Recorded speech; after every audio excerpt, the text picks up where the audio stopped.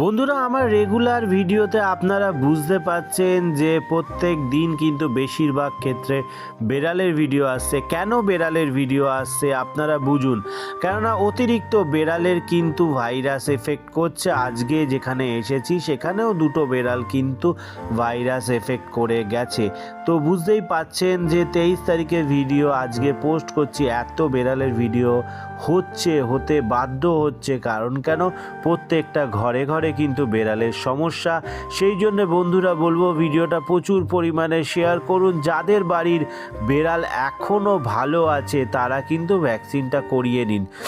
এক একজনের টেম্পারেচার দেখুন 105.5 টেম্পারেচার আছে, আরেকজনও আছে তারও কিন্তু প্রচুর টেম্পারেচার আছে।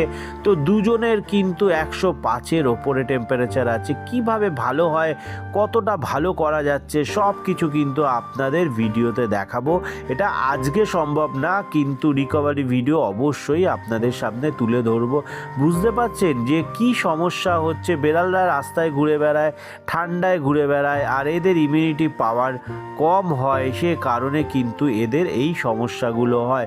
এই সমস্যা হলে বেড়াল কিন্তু অকালেই চলে যায়। সেই জন্যে বলবো বন্ধুরা, যারা এই ফুটফুটে সুন্দর বেড়ালগুলোকে ভাত খাইয়ে, এখন নানান রকমের খাবার বেরিয়েছে, সেগুলো খাইয়ে ভালো রাখার চেষ্টা করছেন, একেবারেই ভুল। একটা ভ্যাকসিন করিয়ে নিন, তাহলে কিন্তু আপনি কম খাবার খাওয়ালেও কিন্তু ওরা বেঁচে থাকবে, ওরা ভালো থাকবে।